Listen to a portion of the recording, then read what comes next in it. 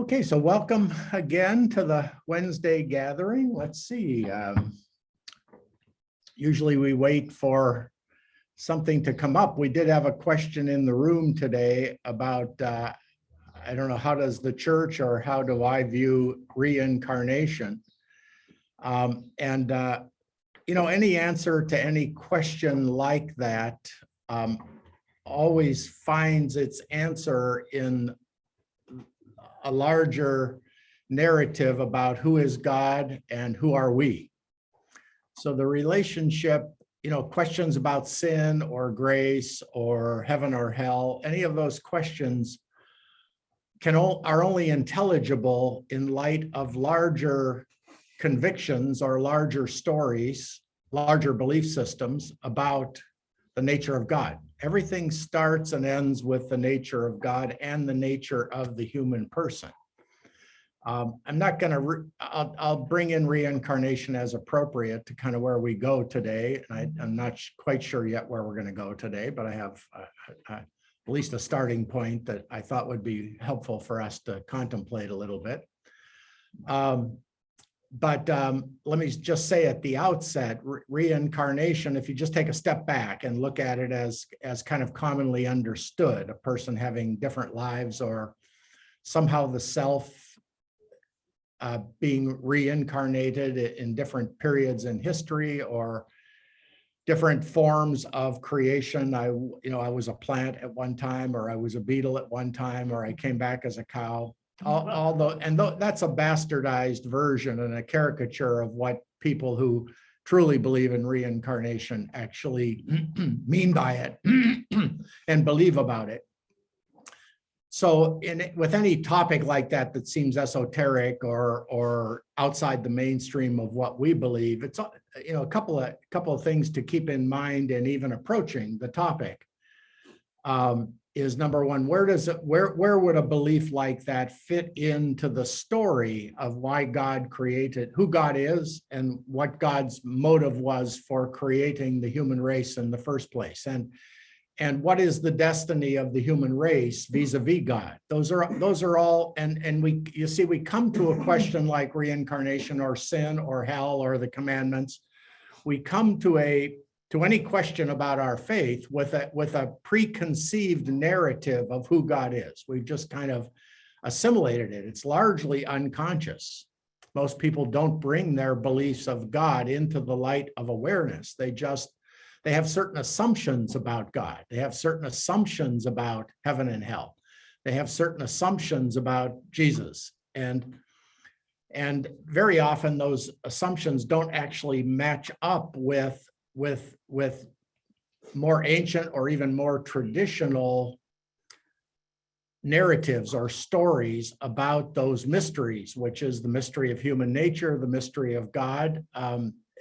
From the very beginning, there were stories told. This is why God created things. This is who God is. This is how God relates to God's self in the Trinitarian world.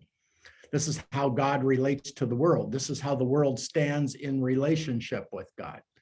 So anything like reincarnation or purgatory or hell, which are all schemes or stories or narratives about how creation has either fallen out of relationship with God or how creation comes back into relationship with God, or whether or not creation even has a relationship with God, or whether or not there even is a thing called God out there.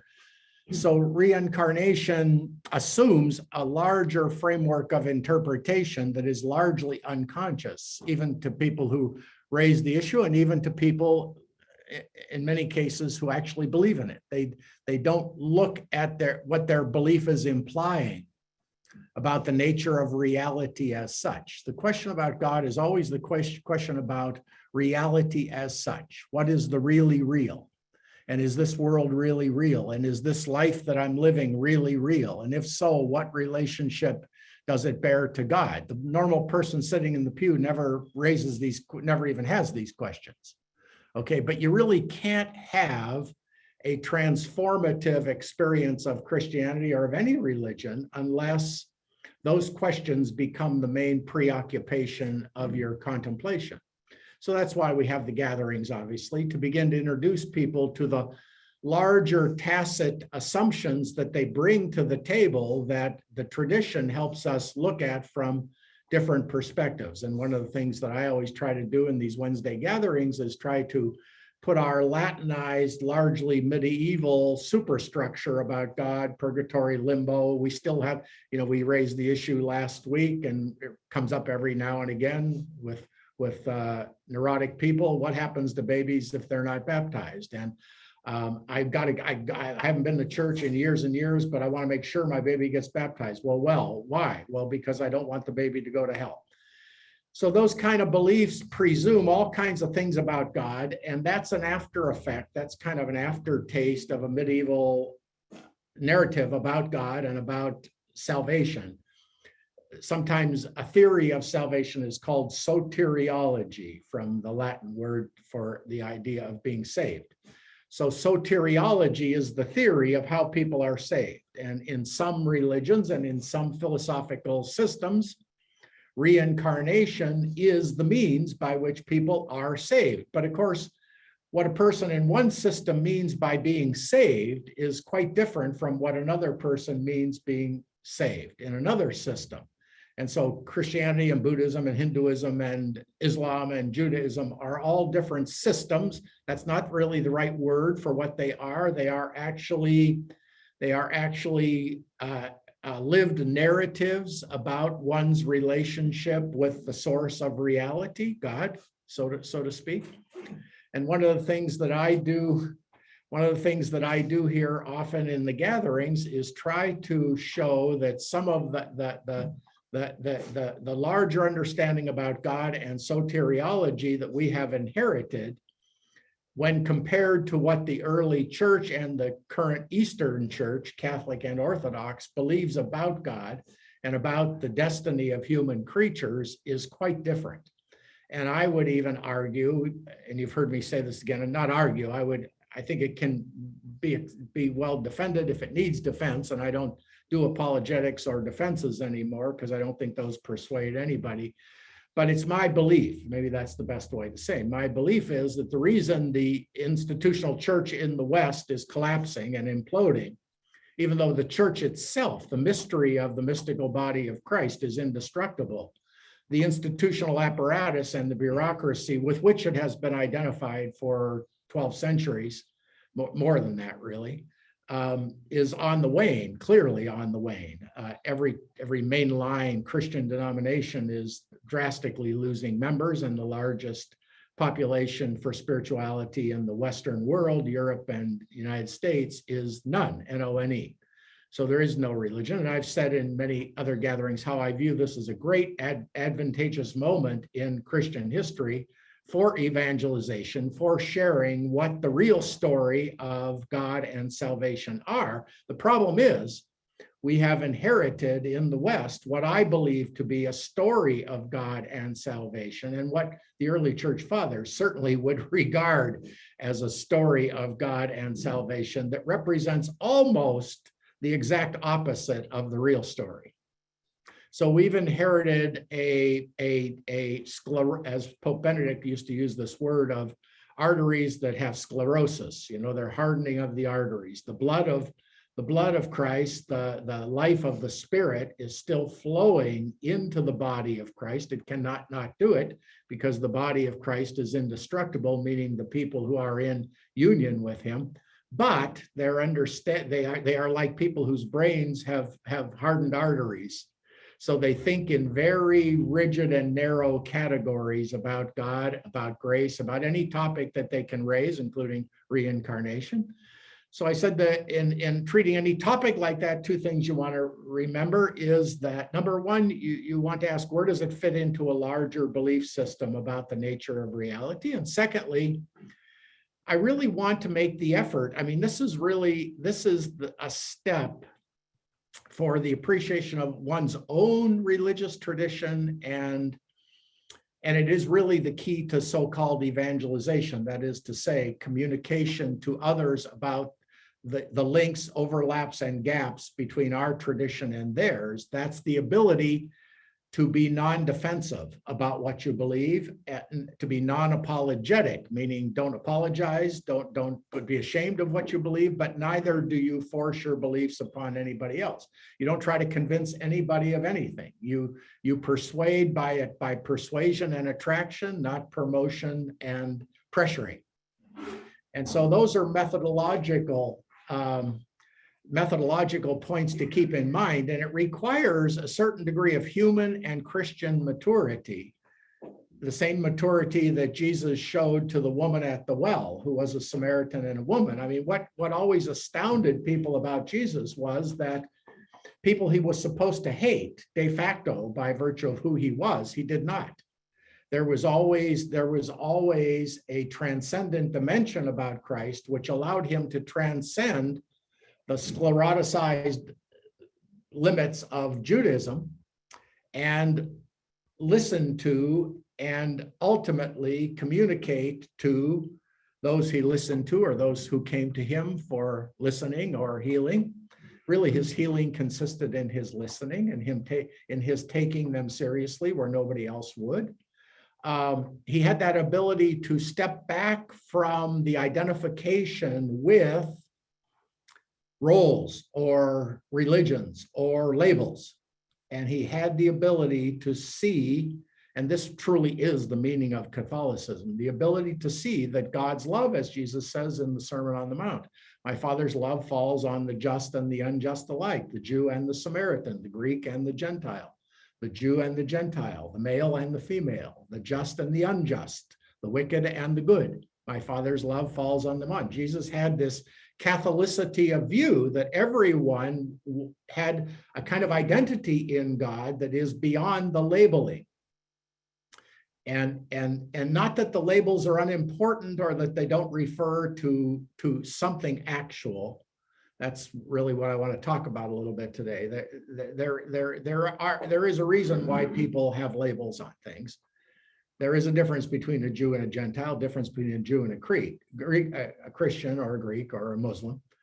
All those things are superficially true, but they're not true at a deeper level of reality. And it was that deeper level of reality that Christ actually embodied, that deeper level of reality. And therefore he saw everybody in that context. And so when you approach a topic like reincarnation from that standpoint, the first thing you do is listen to a person who actually believes in that. And then as you're listening to them, you're trying to adjudicate in your own spirit what they're saying with your own understanding of the narrative of the relationship between humanity and the created world with the source of that creation, which is God. And of course, thrown into that mix is everything we've heard about the Bible and the New Testament and the Old Testament. And we have all kinds of pictures of God that are at conflict with each other and colliding with each other in our attempt to kind of not just sort this out, but to get spiritual clarity for ourselves about our identity in God. And what I would say just parenthetically here about reincarnation, given that larger context and about how we should always approach a belief that is foreign to our own belief system, we want to always look for how we might reconcile that belief with our belief system. Because in the end, truth is one, and beauty is one, and God is one, and the world is one with God. Even though there is variety and differentiation within the world, we as Christians believe, and this is where our belief is unique, because we are Trinitarian Christians, which means that for us, the very nature of God is unity in diversity. So diversity, unlike for Islam and Judaism and for people who are Buddhists, diversity is a lesser form of reality. It's largely an illusion, and it's largely evil. In other words, God as the ultimate one in most religions, and this is also true of ancient Greek and Roman philosophy, God is the one who is beyond the world, and the world was created by a subsidiary God And the world admits of diversity and differences that result in all kinds of chaos and conflict. And that world that is fallen from God is fallen. Its fallenness is reflected in the fact that there are distinctions between peoples, different races, different sexes, different colors, different nations. Diversity from the standpoint of ancient Greek philosophy is a come down and, in a certain sense, a bastardization of the primal unity that is referred to as God. So there is God living in his transcendent world, and then there's this world, which includes the created cosmos, that admits of diversity and distinctions, but all those distinctions and differences are actually sources of evil, and they themselves are inherently evil. And to overcome them, you have to rise above the distinctions that you see in people. And you have to make your way back to the one. And that means battling the archons and the powers that prevent that reunion with God. So you're trying to climb through this universe of diversity back into unity with the one from whom you have fallen. Okay, and there's all kinds of systems of cosmology and so-called theology, meaning pagan theology, that try to account for how did that fall happen and why is this world so evil and where is the Redeemer and how does redemption happen. And reincarnation in that context is one effort to reascend from a lower level of reality to a higher level of reality. So if I've not lived a good life, I fall down to a lower level of reality in the system. And I'm not an expert on reincarnation, so now I'm sure I'm misrepresenting a true Buddhist who would correct me here. But for the most part, it's trying to ascend to a higher level of spiritual goodness, a higher level of spiritual perfection. Now, depending on what pagan philosophy you're following, and there were many Greek pagan philosophies and many Roman pagan philosophies, and all of them were slightly different. Stoicism is different from Neoplatonism, and Neoplatonism is different from Pythagorean theory, and Heraclitus had a different idea about it than Parmenides.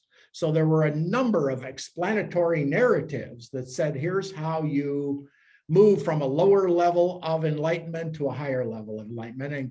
And in the Oriental world, this sense of ascending steps back to the one is very prevalent.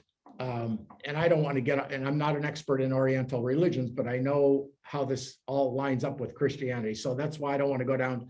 So the reincarnation effort is an attempt at soteriology. It's a soteriological theory. It's a theory of salvation through successive reincarnations but then the question becomes of what?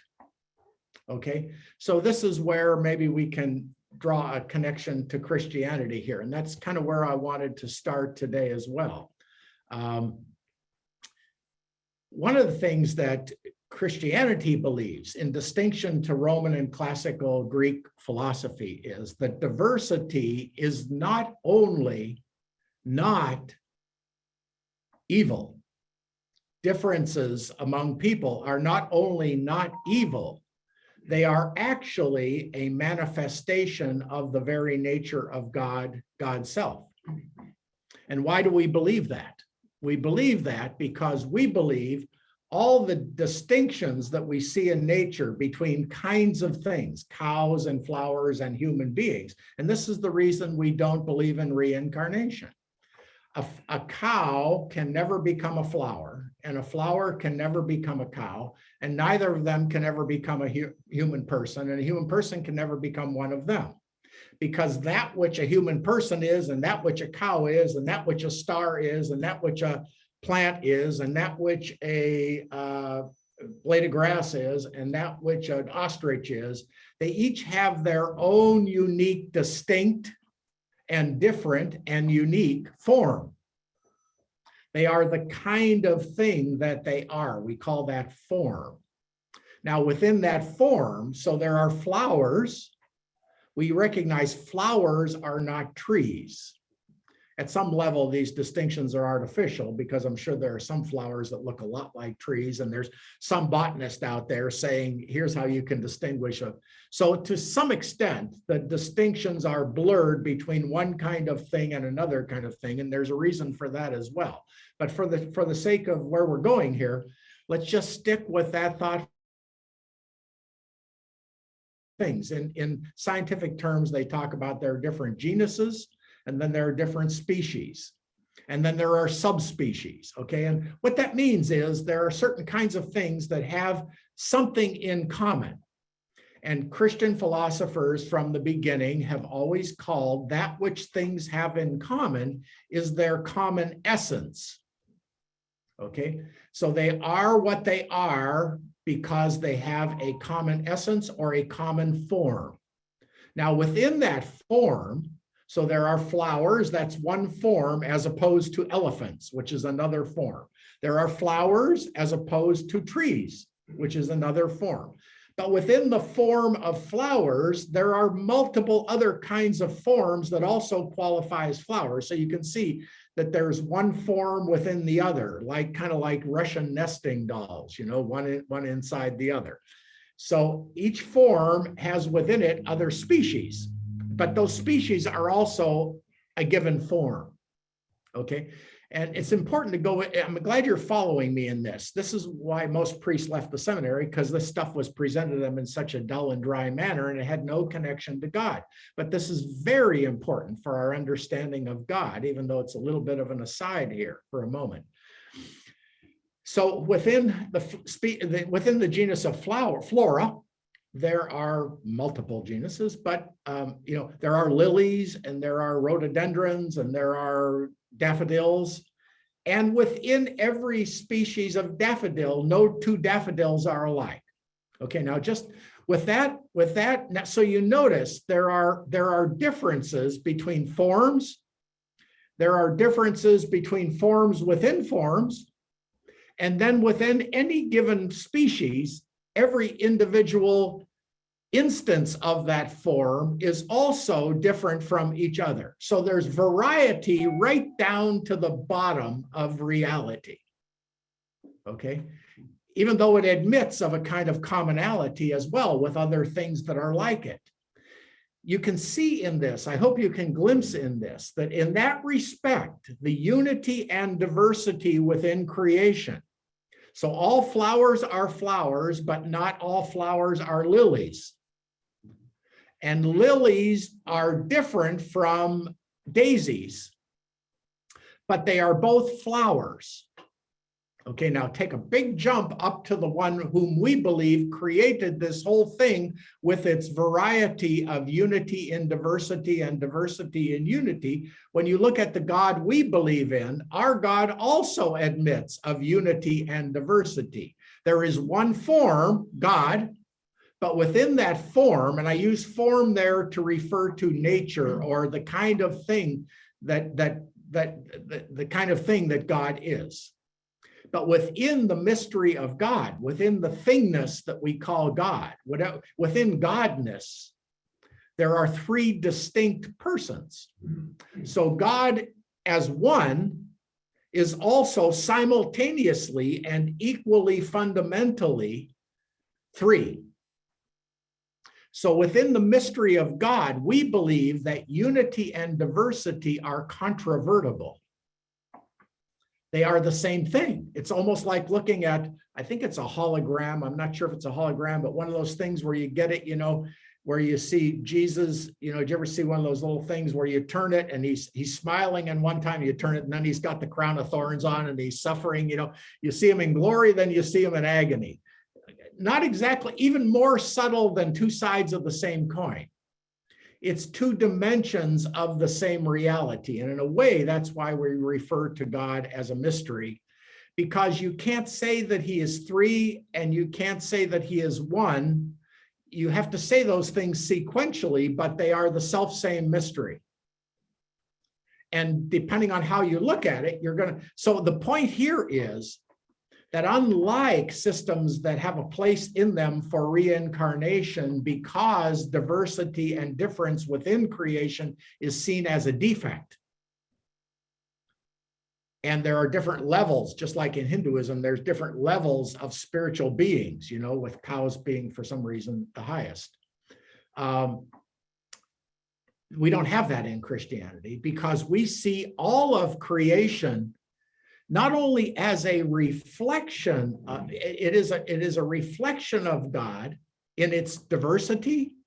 The diversity refers to the threeness of the mystery of God, and the unity among different flora and among all the genuses and species taken as a whole. The thing is, we also live in a seamless universe where all these different forms are also orchestrated in a symphonic oneness. We call it the music of the spheres, you know, that there's a symphonic oneness about the whole cosmos. And we even know now in our limited human intellects, through something known as quantum mechanics and what's known as quantum entanglement, it's been found that at the most fundamental subatomic level, two particles that are in relationship with each other in an ambiguous wave-like, particle-like relationship. I mean, quantum mechanics is as difficult to describe as the Trinity itself, in part because it reflects the life of the Trinity, I believe. Heisenberg's uncertainty principle and then the advent of quantum mechanics says that at the deepest subatomic level, matter is both a wave and a particle, depending on how it's observed. And they found that these subatomic particles are in a wave-like relationship with each other. And to affect one is to affect the other, no matter how far apart they have been taken. So you can take a particle in a quantum relationship, move it out to the furthest end of the universe, and you move it in one direction, the other one will move over here, because there is as it were, almost a telepathic relationship. So the point being here that scientists know that at the most fundamental level, there is a relationality, not only among genuses and species and stars and rocks, but there's a relationality among all their most fundamental ingredients, because they're all made up of the same fundamental ingredients, just structured in different forms to manifest different forms of beauty. And all of it is because they're rooted in the one who is 3 in 1. Wow, that's pretty good. Okay, so I hope you're kind of following all that. So unlike all the other religions that view diversity as a defect and differences as a defect, and look at how those differences have been used to stratify society. Men are more important than women, blacks are less important than whites, depending on what society you live in. It's reversed in many cultures, and we're trying to reverse it in this culture. We think if it was good for whites to be in charge for a while, now the blacks should be in charge. It's the same form of oppression, just in a reverse form. So that the whole history of the world is taking differences and then using them as weapons against the party that is different from yourself. So it's not being able to see the unity in diversity, but rather destroying the unity by using diversity as a tool of destruction. And that's the nature of the world. And of course, Christ comes into the world to reverse that way of thinking and that way of being, okay? Having said all of that, let's come back now to our Christian understanding. So what I want to say is there is a way, and I've contemplated reincarnation a lot in the context of what I'm about to say next, and in the context of our Christian faith, okay?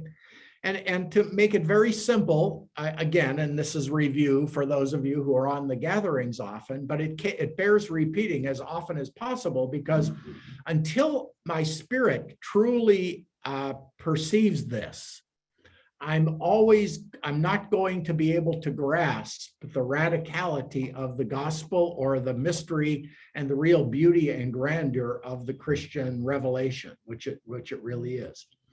And that is this, that as Christians and Hindus, this is where Hindus and Buddhists come very close to being Christians. In fact, they've taken a Christian truth and they have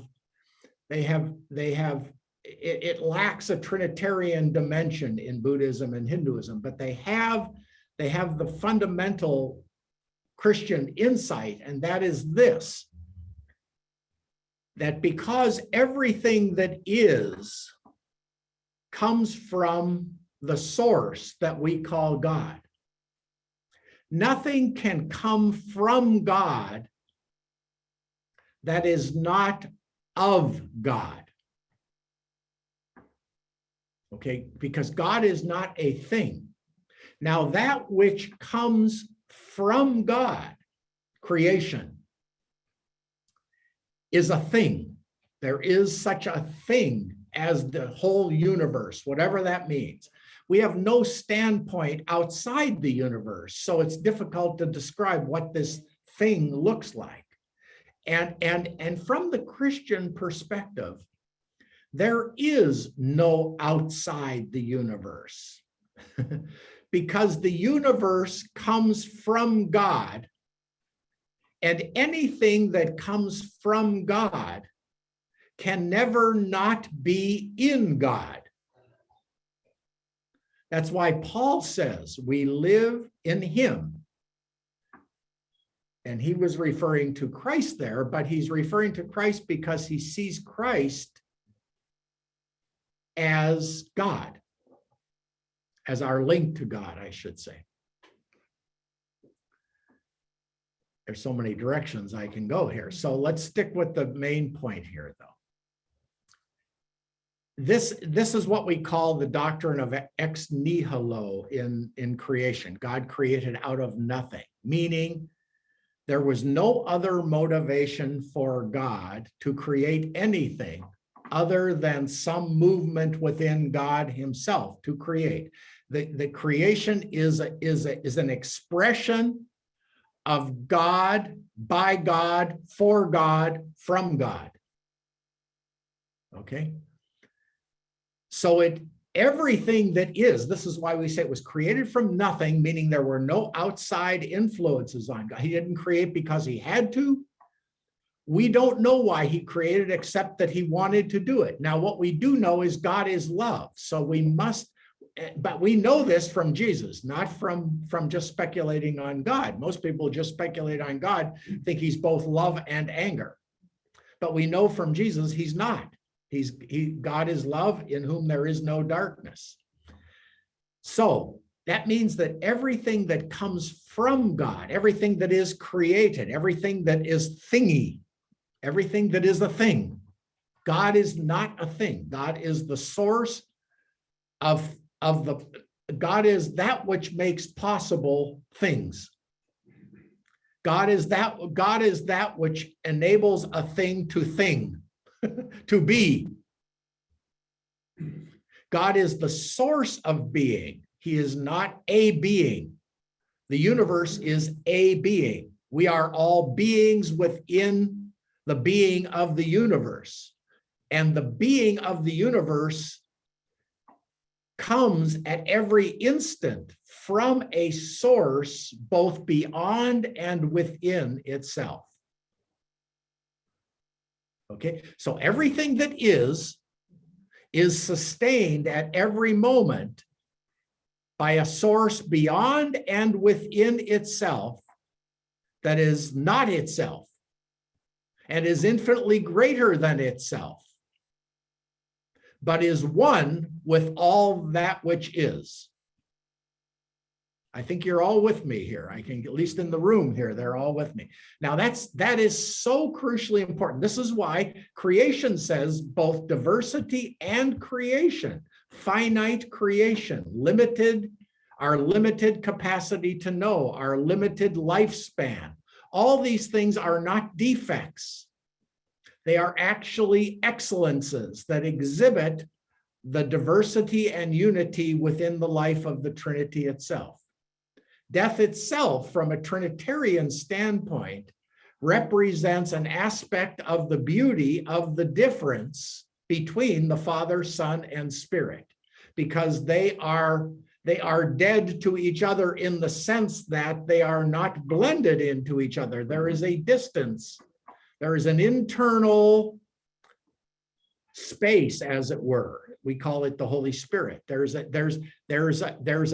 mystery that allows the difference to obtain between the Father and the Son within the life of the Trinity. That's what we call the Spirit. That distance is, as it were, a kind of death between the Father and the Son, in that they are alive to each other, but across this space of difference. Anyway, I don't want to ponder that too much, because that's way more mystical than you need to even contemplate right here. So death itself is permitted by God as an aspect of his glory. Everything that we see in this world will ultimately be known as and viewed as an aspect of his glory. And this is not shared by any other religion, with the exception of Buddhism and Hinduism. They have a sense of this. Buddhists worship nature, and what they're fundamental, and Hindus don't want to step on ants because they see them as parts of God. Buddhists and Hindus see creation as an emanation from God, and in that they are one with we Christians. We also believe the early church debated that word emanation. They thought it because they knew that there were Oriental religions out there that saw the world and God as one. In other words, yes, the world came from God, but the world is identical with God, according to the Buddhists and the Hindus. That which is, God is the totality of creation. We call that pantheism. Pan means everything or everywhere, and theism means God. Pantheism means everything is God. And we don't believe that. We believe that everything comes from God, everything exists in God.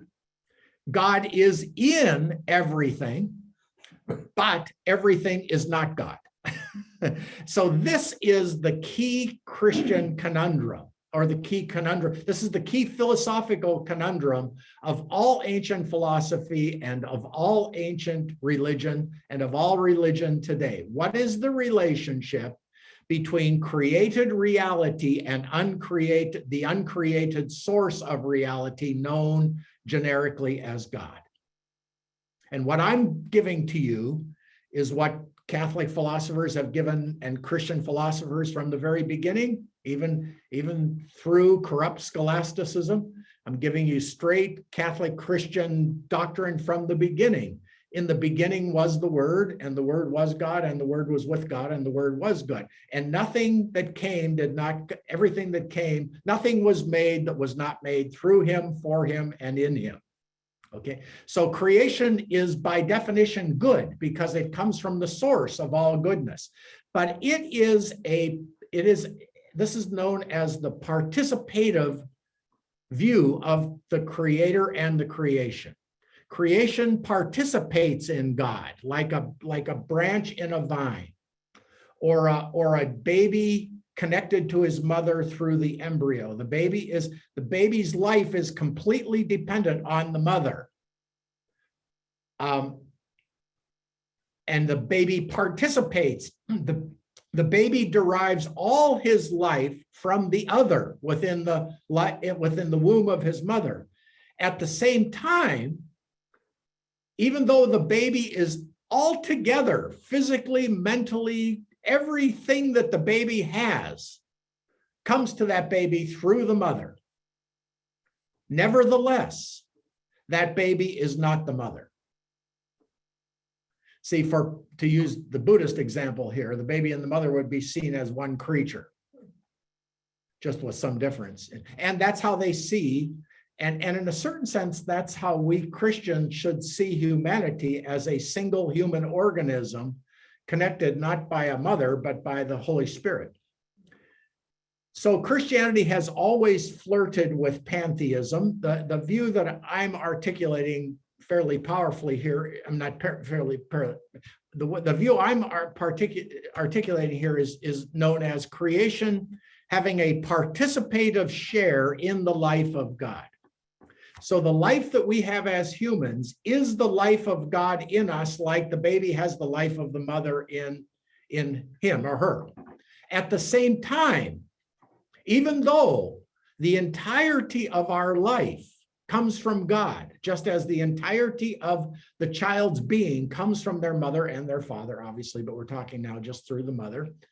Even though the entirety of their being comes to them from the source, they are not the source of their own existence. Remember, that mother was not the source of her own existence either. Now, in her case, when the umbilical cord is cut, we believe that the source of our being as a child is now we're our separate own self, okay, once the cord is cut.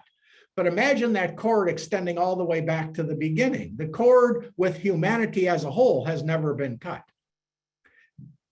The father mothers, as it were, the Father and the Son, from the womb of the Trinity comes creation. And its umbilical cord to the Trinity is never cut.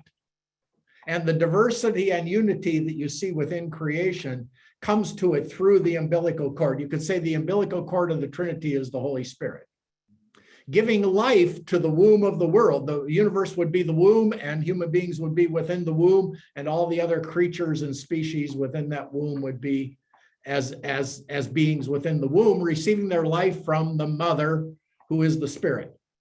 And there have been mystics who have contemplated the creation in just this manner. And so here's the great paradox, and here's the thing that one struggles to articulate again and again and again and again, and to integrate into the depths of your being. And that is this: just like a baby receives everything and has nothing of his or her own, has nothing, none of us, even as human creatures in the wombs of our mother, we came into existence not of our own doing. In ourselves, we are no thing. And yet, and here's the paradox, and yet, even though we are no thing, meaning our existence in no way, the color of our eyes, the shape of our bodies, the alacrity of our minds, the ability of our feet, none of that is our own doing. It's our very life is a gift to us. But the paradox is they're still in us. They're still in me. Everything I have is not me, and yet I'm me. Which means that my identity is real, but it's only real in God. Because my identity and everything that gives you a sense that I have an identity, everything you can see, everything created by me, and about you, is given to you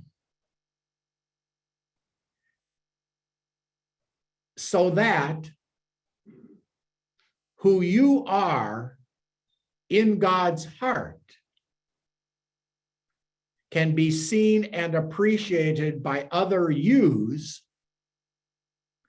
who also pre-existed the bodies and other physical created attributes that they were given. You and I are creations, but we existed in the light, in the heart of the Trinity from all eternity, and then came to be in the wombs of our mothers. But neither my identity prior to my conception nor my visible manifestation as a human being after I was conceived in my mother's womb are possessions of mine, and yet they are me. So I am a possession of God. You are a possession of God in that sense, okay?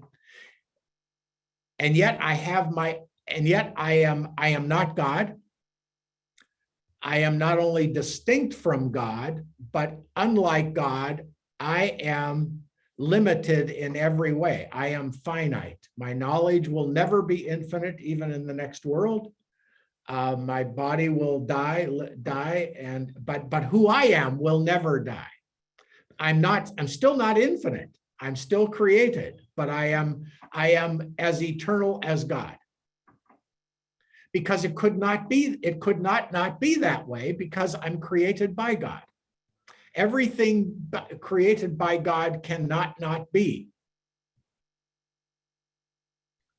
So annihilation is actually impossible.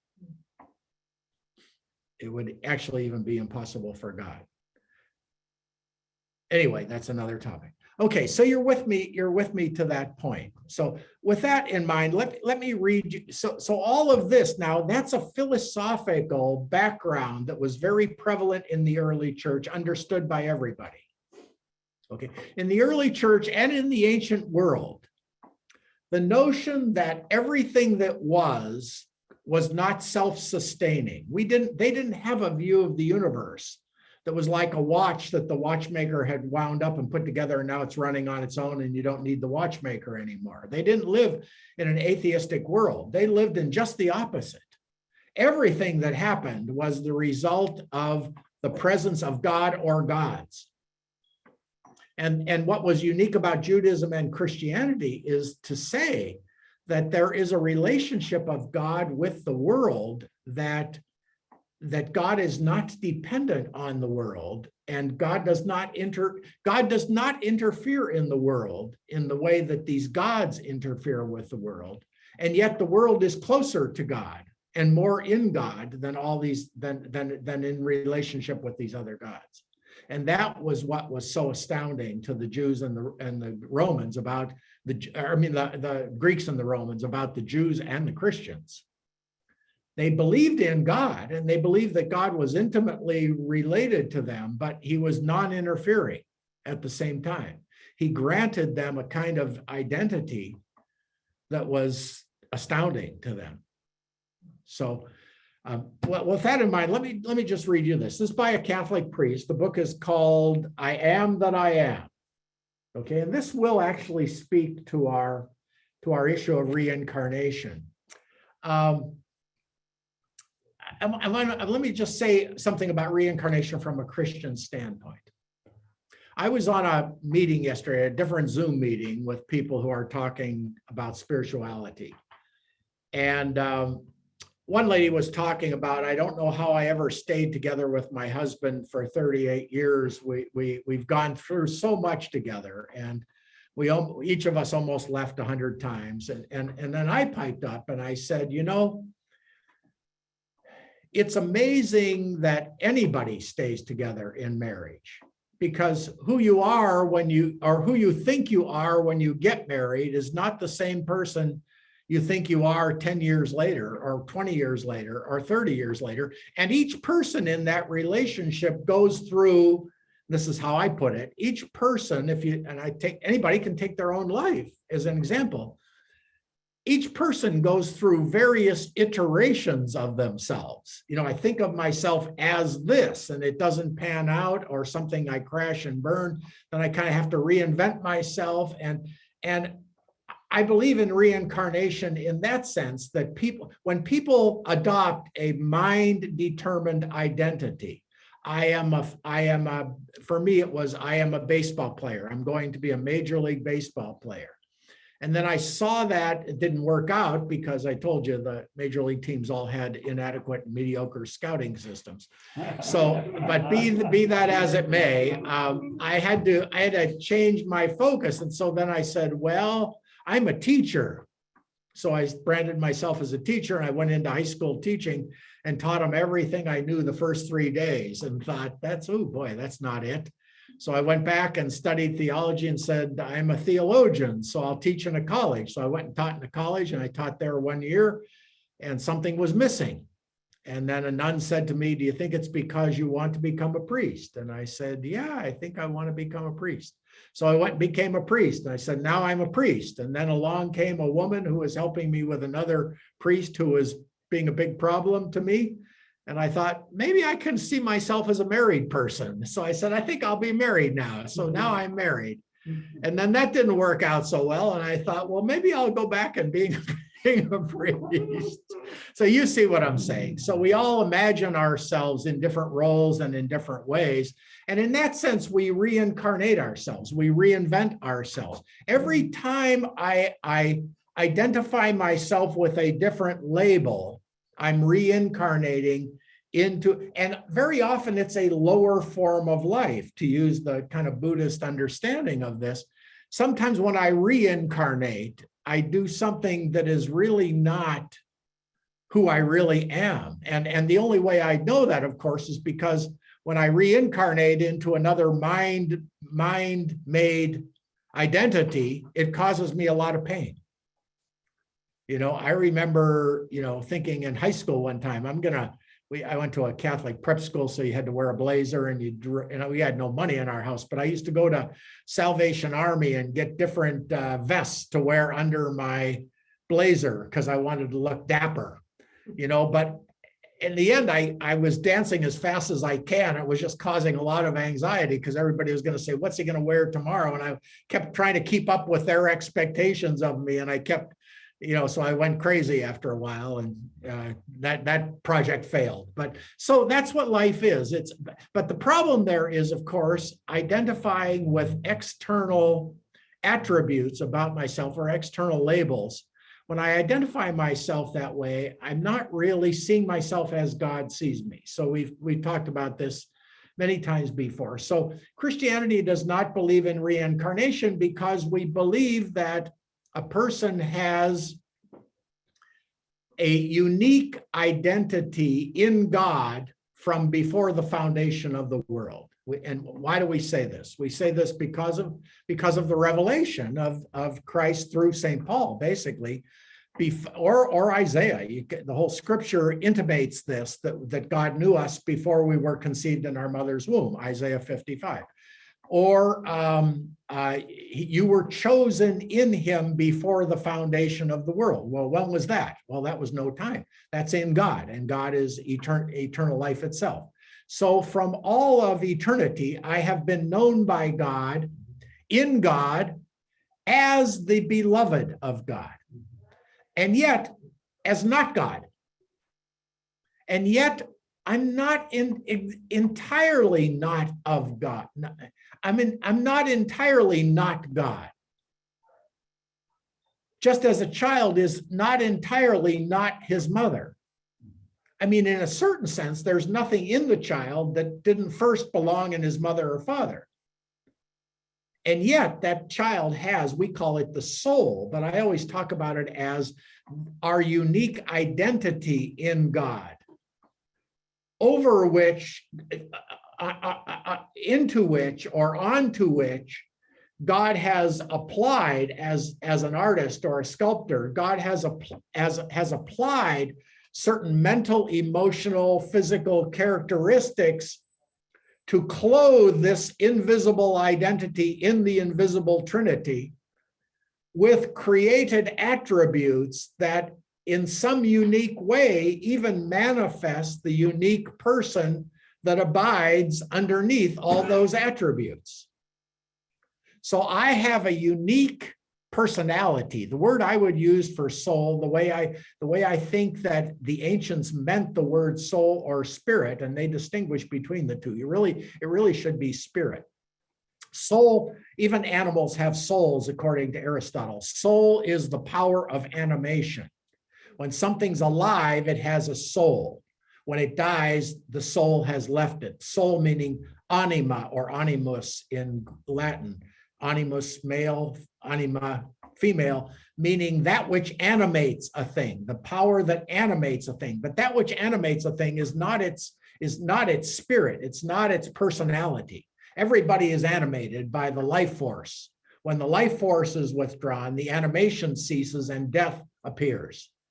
But the identity of the person, the spirit of the person, what we traditionally call the soul of the person, that is never affected by the lack of animation. Why? Because it existed in God and for God and from God from all eternity.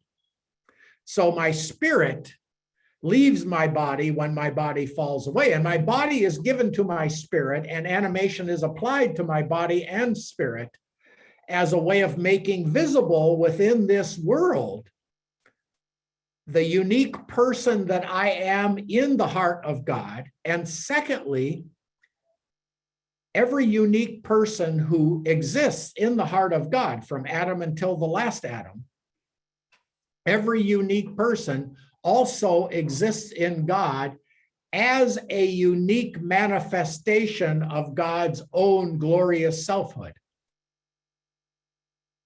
Okay, in other words, my creation by God from all eternity and then made visible in 1949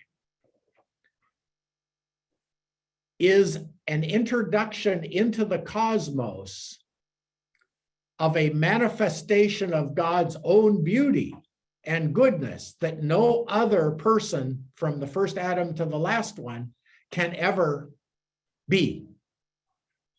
And so are you. And if we could see them all taken together, we would see the corporate body of his son. And we will see the corporate body of his son. Okay, so in light of that now, let me read you this. This is from a Catholic priest who awakened to this same reality, that when you get that fundamental axiom clear in your mind and really can feel its impact, that created reality is an extension of the infinite source that created it. And it is one with it, even though it has its unique identity, it derives all of its being and all of its goodness and all of its isingness from the one who's present to it. And it is meant to be, and it is in truth, created only for the purpose of making visible the created glory of the uncreated source. Once that's understood, that's the foundation stone of this narrative of the early church apocatastic vision of the reconciliation of all things in Christ, because they were all in him from the beginning, so they cannot all not be in him in the end. Okay, now what happens in between and why things go so haywire, that's all part of the narrative. Okay, we're not going to get into that today. We're just going to talk about the end, the way creation's going to be in the end is the way it was in the beginning. Okay, and this is an important aside. I will get to this guy because I want to read this quote. It's just an important aside. The end is in the beginning and the beginning is in the end. This is called a chiasmus. You know, it's a term used for poetry a lot. If I say, she is my beloved and I give her my heart, it goes up, she is my beloved, and to my beloved I give my life. It's a parallel. So the beginning is also in the end. They're two different expressions of the same thing. That's a chiasmus. The whole of creation is a chiasmus. It comes from God and it returns to God. And as it says in Isaiah, I have that little quote on my desk every day when I prepare my homilies and Lectio. My word comes down like the rain and the snow and never returns to me without accomplishing the work for which I have sent it. Okay, so in the beginning, so let me use a simple example for how the end is in the beginning and how the end is actually more important than the beginning. And not more important, they're two sides of they're two dimensions of the same chiasmus, but you all know the phrase, the oak is in the acorn, right? The acorn grows up to be an oak. Now, one question I had as I was preparing to use this example with you today was to ask myself, does anybody know if there was a seed prior to the acorn? I don't know if acorns grow on oaks or whether they have a seed that precedes them. My point here is let's just stick with the acorn and the oak, not worrying for a minute about where the acorn came from, okay? The acorn becomes an oak, but now notice, the acorn bears no resemblance to the oak. And here's the thought that I want to try to implant in your minds and hearts, even if I don't have the wherewithal to explain it. I want to say that and this is Plato speaking now, but it's also many of the early church fathers, Irenaeus, for example. I want to say that the oak came before the acorn. Or let me put it in a simplistic way, and this is I'm getting at the truth here, but I'm going to put it in a kind of way that might help you understand it better. It was because God from all eternity imagined the beauty of an oak tree that he created the acorn. God began the creation of humanity and the world with the end in mind. We are the way we are because of what he intends to do with who we are. Oh, that's a good one. We are the way we are because of what he intends to do with who we are. Wow, that is, put that on a holy card. If I'm ever canonized or burned at the stake as a heretic, say he said that. We are what we are because he envisioned who we would be. It's like a father looking at his little son and says, my father did this for me. His vision was a little bit limited, but you see the same principle in line. When I was growing up, I showed a passion and some apparent ability to be a baseball player. My other friends, they loved cracking heads with football. I mean, we're talking 6 or 7. I'll tell you actually how it happened. I'm going to tell you a little story here. So my father was not an athletic person by any means, and he was a really good dad, I suppose. I mean, he was a good dad. My mother would say, anyway, my brothers would give you one story. My mother might give you another, and I'd probably give you a third. But suffice it to say, it was good. But I remember the kids next door. There was another guy with a big family next door, and they did a lot of things together. Now, I was the oldest of 5 boys. And when I was 7 years old, I only had 2 other brothers. One was 1 and the other one was 5. And so I hated them and they hated me, and we didn't really play together. So I spent most of my time out in the backyard alone, hoping somebody would take pity on me. Maybe that's why I became so self-pitying over the years. And you'd find that hard to believe, but it's true. I'm as good sitting on the pity pot as anyone. I don't do it anymore because I found it made me constipated. But I was, one time when I was a 7-year-old, I remember it as vividly, and I'm 72 now. I was sitting there in my backyard feeling sorry for myself. And my next door neighbor, whose name was Bill Teal, that was the father, and my best friend next door was Doug Teal. And Doug was 7 too. And Bill had organized a little game of softball in the backyard with the kids who were out playing apparently. And I was over there in my yard moping, and Bill Teal saw me. He says, "Do you want to play?" And I said, "Well, I never played before, but he said, "Why don't you try?" I can still remember him lifting me over the fence. And I went over there and he said, "Come on, you can be on the team that's up the bat." He said, "Did you ever play baseball before?" I said, "Never." He said, "Well," he says, we're gonna give you an easy pitch." He said, "Just hit it as far as you can." So I got up there at the plate and somebody lobbed one underhand, and I hit it out of the park. I hit it over the street. And I ran around the bases, and they all lifted me up on their shoulders. And I said, "Oh my God, I found my vocation in life." And I did have a knack. I had amazing hand-eye coordination. So my father got wind of this and he noticed, so he started playing catch with me. And my father had no athletic ability whatsoever, but he was a mechanical engineer. Well, it's a long roundabout way to tell you about the ends in the beginning, but it's a good example, but it's a good one.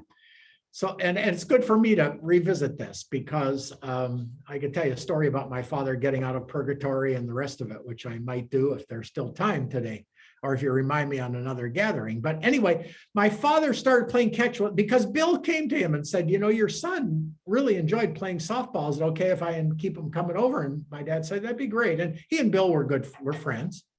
So he said, "Sure, maybe because I don't have to play with my kid now." And yeah, take them off our hands. That's fine. Anyway, we started playing regularly, and everybody then wanted to pick me. I never got sent to right field, which is where the kids who couldn't play were always sent. I mean, but my father saw that I liked this, so he figured I'll pick up a glove and start playing catch with the kids. So he did, and he was a mechanical engineer. And though he had and my father, I'm highly intuitive, and so was my father.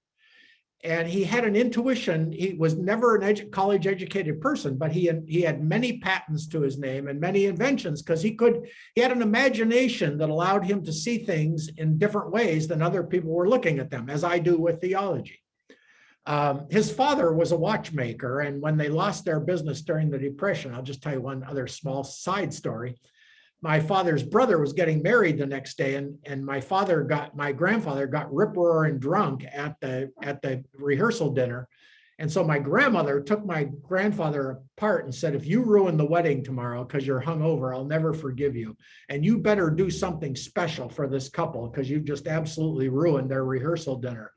So my grandfather, apparently, this is a story my father told me, but it was confirmed by a couple of his sisters. My grandfather, in a drunken stupor, went down into his workshop that night, got a wedding. He said he asked his son, whose rehearsal dinner he had just ruined, give me your wedding rings.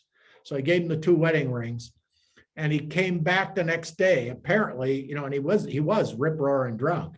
He came back the next day, and on the inside of the wedding ring, he had inscribed the Lord's Prayer with his jewel. So he had that kind of attention to detail and that kind of finesse, and he was from Germany. So he had the German script, and I mean, it's just pretty amazing. So my father inherited some of that. I inherited some of that. But so my father had his expertise in mechanical engineering was always what I described later as squeezing the water out of the tuna fish can. So he did time studies of stuff, like how long it would take to move this part from this part. And he was always trying to make things more efficient, to less movement, more productivity.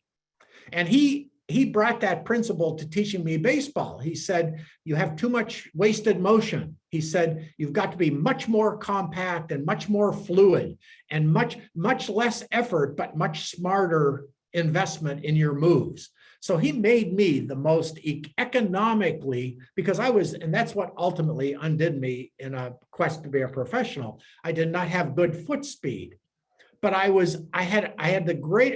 played shortstop. So I had greater range than anybody else because I was efficient.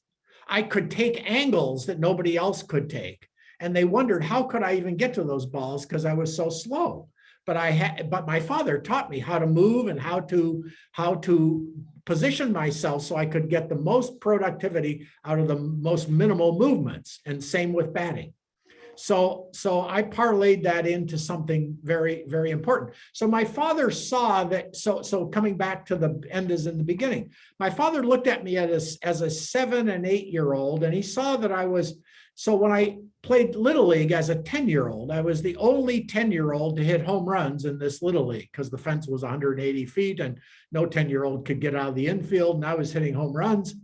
And somebody came to my father, or somebody he worked with, and said, your son's got real talent at baseball. You should invest in him. And I remember going to my mother saying, they had just come out with these new gloves. Of course, and Rawlings Company from St. Louis was the big baseball club. I mean, St. Louis, we were listening to Cardinals games back in Pennsylvania on KMOX, even when I was a 10-year-old, and I saw these players on our black and white television having these new gloves, and they had a webbing in it. They called it the 6-finger glove, which is kind of a common thing now.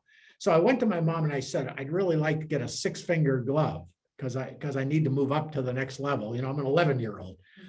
And my father, because this guy had come to him and said, you should really invest in your son. He's got potential here.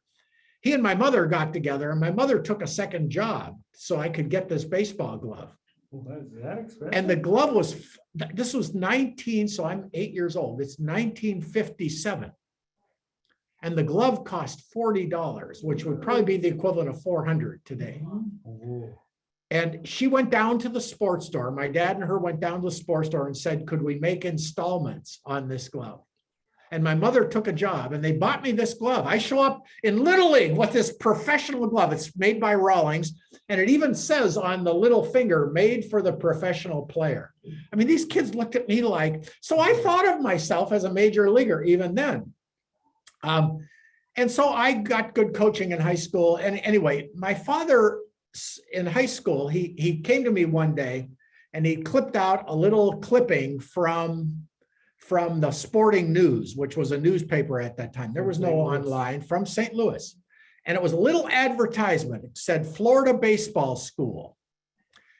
And they said tuition for 1 week, tuition for 2 weeks. if you come here, our expertise is helping high school kids get to college on a scholarship and helping college players get to the pros through the draft. And if you come here, we will help you on your journey. My father came to me and he said, your mother and I cannot send you to college. You're a high school player. I was a sophomore in high school. He said, we don't have the money to send you anywhere. He says, you'll have to get a job if baseball doesn't pan out for you. He said, but there is a chance for you to get a scholarship if you go to this school. He says, it's very expensive. I think it was like $200. And he said, your mother and I are going to work overtime to get you this money. Are you willing to go and do this? You've never been away from home. This is down in Florida. Never been on an airplane. I mean, I'm telling you way too much about this story. But I'll tell you the rest of the story because there is a lot to that story. And I did get a scholarship as a result of going to that school, but it was not without its trials, I can tell you. I almost left a couple of times. But anyway, but the point here is, even as a 7-year-old, my father saw what I could become. So he invested in the beginning what he could envision the end being. You see, so everything with God works that way. We are who we are because of what he sees we can become. And when you think the end is still in doubt, that if I don't measure up, I'm not gonna, and God's not, it's got God all backwards. Everything is backwards. The finality precedes the omega precedes the alpha. They are actually two ends of the same mystery, but they inform each other like a chiasmus. You are my beloved, and my beloved will be with me forever. That's the chiasmus of God. I conceived of you in love before the foundation of the world, and you will be in my love at the end of the world. And in between, you will be on a mission to glorify that love within the bounds of created reality. Yeah, that's the Christian gospel. That's the mystical Christian gospel in a nutshell. Okay, now, I am that I am. Let me read you this, okay?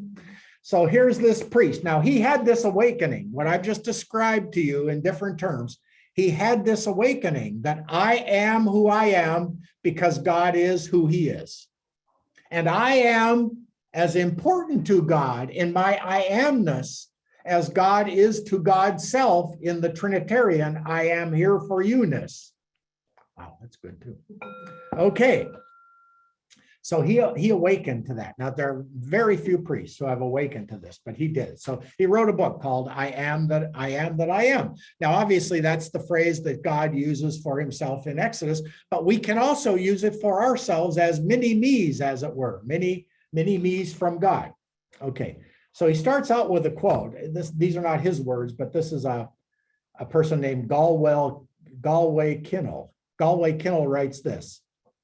Oh God, help me to believe the truth about myself, no matter how beautiful it is. That really says it all. Help me believe the truth about myself, no matter how good it is. Because of our backwards education in the Christian narrative, we start out with the thought that we have to become something that we're not, when in fact, all we have to do is let be what we already are. Okay, so here's how he explains it now. He says, are you ready? Are you sitting down? Because I have the most wonderful news for you. You've just won the Mega Ball Cosmic Lottery to beat all earthly lotteries. You are a spiritual multi-billionaire. At the very center of your being, in your heart of hearts, you are always at peace, always happy, always filled with well-being and perfect contentment. You are right here and now, always in perfect union with God. Believe it or not, you were born that way. Another way of saying this is that you are God's beloved child, infinitely loved, cherished, and valuable to God. There is something deep within your very being that is so sacred, so beautiful, so perfect, that even one glimpse of it would change your life forever and all the lives of those lucky enough to come in contact with you. If you already get this, You can stop reading this book right now and go out and fill the world with the joy of your radiant presence. The world needs you. You have many important things, more important things to do than read spiritual books. However, if you don't quite yet get this, but it sounds pretty good, keep reading. Hopefully, by the time you reach the end of this little book, you will have begun to get it. I believe this was the essential spiritual teaching of Jesus. In one way or another, he was always saying this: wake up, realize who you really are. See for yourself that you are love, peace, joy as God's beloved children. Realize that in the very core of your being, you have never been separate from God, not even for one moment of your existence. The God of the universe has always been with you and in you as the very ground of your own identity. How much more intimate could you possibly be with God without being God? You are already one with God in being. So that's pretty nice, eh? I was going to read you a more elaborate view of it here in a book called You Are Gods. So, but I won't, because it would only confuse you and I would feel like I'm losing your attention. But to come back to the governing metaphor of the early church and of this gathering, that is the point. Just what he just said is another way of saying we are created as gods in God. We are created as perfect beings of light with a body. Angels are perfect beings of light without a body. We are light from light, God from God, but we are not God. We are not parts of God. We are not emanations of God, but we are creatures who are inseparable from God. And the life of God is always one and the same as our own life. I am as much with God in a created way in my unique identity as the Son of God is with the Father in his divine identity. And that is made possible by the fact that my createdness also is essential to the second person of the Trinity. The humanity of humanity. Okay, take a step back here. We are not God or extensions of God in the literal sense, because we are creatures and he is the creator. He is the uncreated and we are that which had a beginning. He is that which has no beginning and no end. We are that which has a beginning, even though that beginning itself is in God. You might say we are the thoughts of God in the reality of God that is greater than and precedes the thoughts of God. But even that's a metaphorical, perhaps misleading way of saying what I'm trying to say here.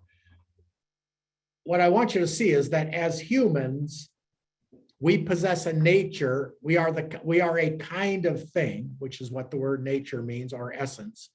Our essence, our nature, the kind of thing that we are, is different, altogether different from the kind of thing God is. We cannot conceive of the kind of thing God is. But the kind of thing that we are is capable of, the kind of thing that we are participates in and is indissolubly connected in the kind of thing that God is, because the kind of thing that we are, human creatures, is already present in the kind of thing that God is in what we call the second person of that God. In other words, our humanity, the humanity of humans was in the Logos of God as God from all eternity. So our humanity is in the second person of the Trinity from all eternity and manifests itself as in create. Now I'm getting too convoluted, so let's just leave it at that. Yeah, I'm trying to think if I can say this in another way. Anyway, I think that coming back to the main point about the end is in the beginning, I think you've gotten a glimpse now that the finality of a thing is what accounts for it being the way that it is in the beginning. And maybe just to give another tip of the hat to the question about reincarnation, or the people out there that are kind of holding on to reincarnation because they don't have this larger narrative to hold on to, and have probably never heard of it. You can say that, now I've lost my train of thought.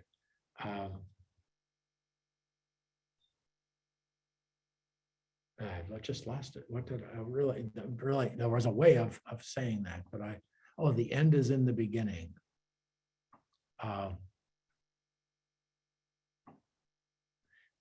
Yeah, I would try to, I'd be forcing something there. Yeah, let me just come back again to that thought. Oh, yeah, okay, now I've got it again. So you can see that if it was the vision of the oak tree, that if the Father created the acorn in light of what he already envisioned about its fulfillment, its fullness. Jesus said, I've come to fulfill the law, not to abolish it. I've not come to abolish the acorn, I've come to fulfill it. Okay. However, to become the oak tree, the acorn has to reincarnate. The acorn goes through a process of development, and at every stage, it is actually coming into a higher form of life. But here's the important thing, and this is where Christianity distinguishes itself from those who believe in reincarnation. Even though the acorn is morphing into something called an oak tree, and at every step in that biological development, it looks like something different. It's the same thing. So that which a thing is never reincarnates into any other kind of thing, but it does become more of what it already was. I mean, as we say in philosophy, the acorn is the potential of the oak tree, and the oak tree is the actualization of the acorn. But they are the self-same thing. You can't really separate potential from, my Father saw potential in me, but the potential was in me because the end already was determined. If the Cardinals knew what they were doing. Okay, so you can see that those artificial ends and means things don't really apply here. But who we really are, I was never really no Major League Baseball player is just a Major League Baseball player. That's one of those iterations of themselves that they're going through until they discover. Now you could say that people reincarnate, they assume different identities, but that's only because they've not yet been able to discover the I that they truly are. And the thing with Christianity is they are actually becoming it, even if they don't know it. The great joy of the spiritual life is awakening to the fact of who I am before who I am is fully manifested to me, after my body, after my spirit, my identity leaves my identifications. See, if I identify with my body, then I think I'm dead when I die, but I'm not my body. I'm the one who knows I have a body. I mean, I did not change when I went from high school, from an acorn to an oak. I haven't changed. And there is a level for all of us beyond the oak, for the oak, that the oak itself doesn't see. Our final identity, which means also our original identity. Our original identity is the potential for our actual identity. But our actual identity is already in our original identity. The end is in the beginning. This is such an important point. And what I'm trying to do on the gatherings is to try to help people, like the early church fathers did, look at it from the end rather than from the beginning. If you look at it from the beginning, then life is going to be a struggle. If you look at it from the end, then you're able to look back on the struggle with mercy, because all's well that ends well. And it can't not end well, because the one who created it has no not wellness in him. That was good too. Okay, well, this is good. Let me read you, maybe I'll hazard a line or two. Okay. Here's what this very erudite author says, saying the same thing here, but in more theologically nuanced and sophisticated terms. But this speaks to me at such a deep level that I'm going to share it with you. And if it doesn't, let it go. And if it does, that's great. He says this. He's talking about the Trinity now, and he says that the Son mirrors the Father. Okay, so the Father manifests himself in the Son, and the Son mirrors the Father's manifestation back to the Father. That's the context for this quote. God's manifestation of himself to himself in the life of the Trinity is never without his manifestation of himself in creation. So creation is eternally present within the eternal act whereby God is God. Wow. The union of creation with God is both the most ultimate and most original of creaturely truths. The deification of the human race and of the cosmos, though it be the consummation of creation in time, is also the beginning of creation in eternity, and it can be neither without being the other. Nothing can exist that is not always already in eternity, divinized and plunged ecstatically into the fire of divine life. So creation was created for divinization. And that desired end of God is already present at the beginning. And the Christian life should be nothing other than a growing appropriation and appreciation and manifestation of that awareness of our progressive divinization by God in creation, using all the episodes of this earthly realm to make it come about. Okay. So I have at least four of my parishioners here, but two relatively new ones. And they'll be explaining this to the others in the community. Okay, let's finish with the glory be, and then we'll stay on a little bit and take what we can and leave the rest. Glory be to the Father and to the Son and to the Holy Spirit, as it was in the beginning, is now, and ever shall be, world without end. Amen. Thank you all. Thank you.